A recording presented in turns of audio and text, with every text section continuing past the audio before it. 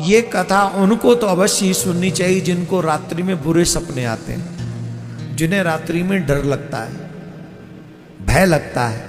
जब आप भगवान की कथा रात्रि में सुन के सोएंगे तो आपको भय नहीं होगा, बुरे सपने नहीं होंगे। और बुरे सपने होंगे भी, अगर सपने होंगे भी तो ठाकुर जी ही सपने में, वो कथा वाले ठाकुर जी आएंगे। कभी हमें कोई लीला सुना रहे होंगे, कभी कोई लीला सुना रहे होंगे, क्योंकि जैसा चिंतन करके आप सोओगे वही आपके स्वप्न में आएगा। एक और बात हमने जो आपसे कही है, माथे पे तिलक लगाइए, गले में तुलसी, हाथ में कलावा, मुख में भगवान का नाम, सर पे शिखा। अगर सच्चे सनातनी हो तो हर दिन ये प्रयोग करना है, छोड़ना नहीं। खुद भी करो और अपने बच्चों से भी कराओ। और कई स्कूल हैं जो हमारे बच्चों को तिलक नहीं लगाने देते, वहां जाके माँ बाप को खड़े होकर उनसे जवाब मांगना चाहिए कि तुम कौन होते हो मेरे बच्चों के माथे से तिलक हटाने वाले, कलावा हटाने वाले। उनको रोकना चाहिए, ये हम सबको करना चाहिए। महाराज ध्रुव जी की कथा हम थोड़ी सी आपको सुनाएंगे। महाराज उत्तानपाद हैं, महाराज मनु के पुत्र हैं उत्तानपाद।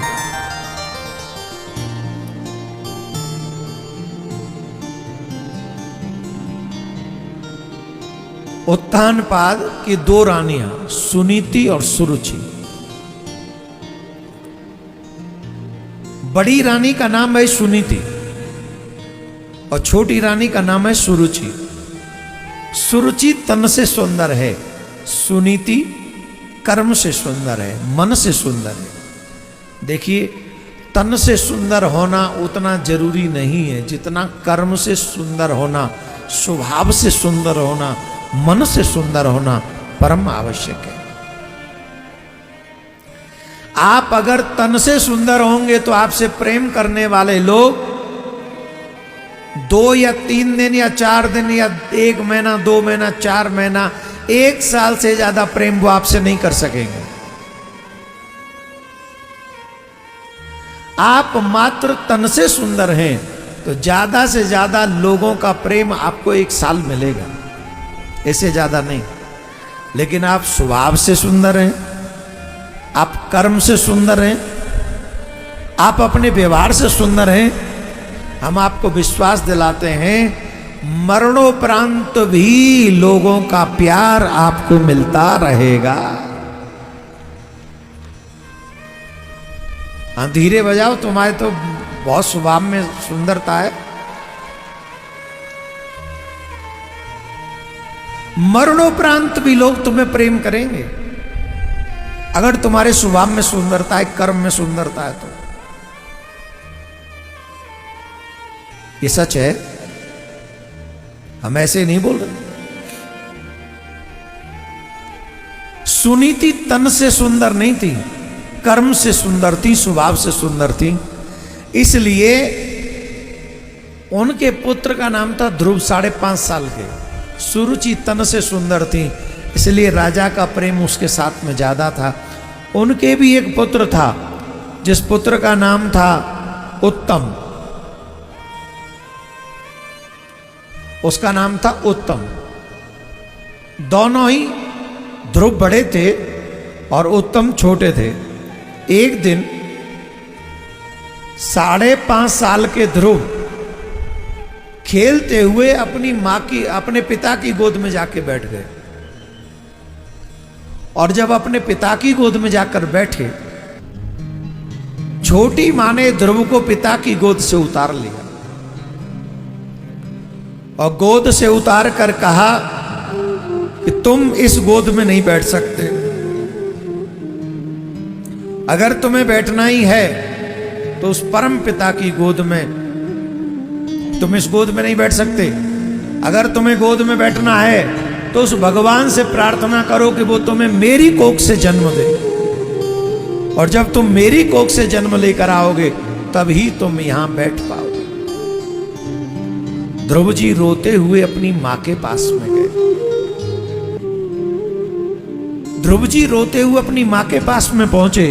माँ ने पूछा क्यों रोते हो, तो माँ को बताया कि माँ, मेरी माँ ने, छोटी माँ ने मुझे पिता की गोद से नीचे उतार लिया और कहा कि तुम इस गोद में नहीं बैठ सकते, तो मुझे कृपा करके बताइए क्या मैं अपने पिता की गोद में बैठने का अधिकारी नहीं हूं?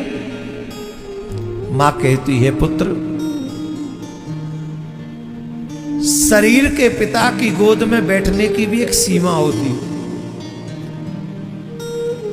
एक सीमित आयु तक ही तुम अपने पिता की गोद में बैठ सकते हो, परंतु परम पिता परमात्मा की गोद में बैठने की कोई सीमा नहीं होती। अगर हम परम पिता परमात्मा की गोद में बैठ जाएं तो वो असीमित है, कोई आयु की सीमा नहीं है, और उनकी गोद में बैठने का प्रयत्न प्रत्येक मनुष्य को करना चाहिए। और प्रत्येक मनुष्य में से कोई एक भी बैठ गया तो उसकी गोद में से उतारने वाला कोई नहीं है, कोई भी नहीं।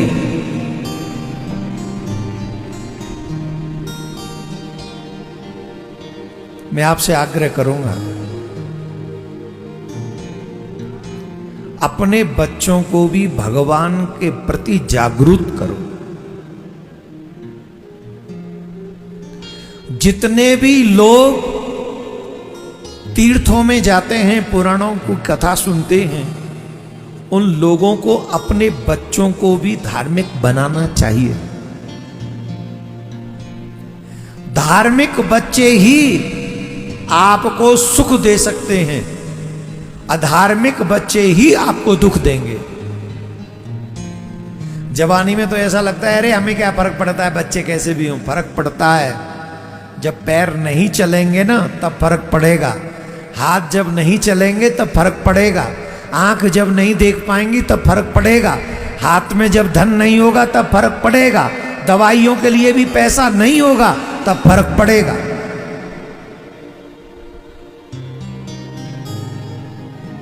और ये तभी संभव है जब आपके बालक धार्मिक बने, बनने चाहिए। मां ने धार्मिक बनाया और कहा अगर तुम्हें गोद में बैठना है तो परम पिता की गोद में बैठो, और कहा पहले छोटी मां को प्रणाम करो। जिनके मन में से मैं मर जाती है उन्हीं को मोहन मिलता है।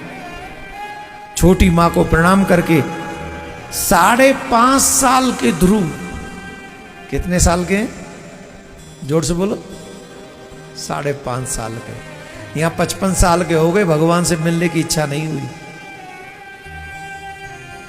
और 5.5 साल का बालक भगवान से मिलने की इच्छा लेकर अपनी मां के बताए हुए मार्ग पर चलकर ध्रुव जी चल दिए।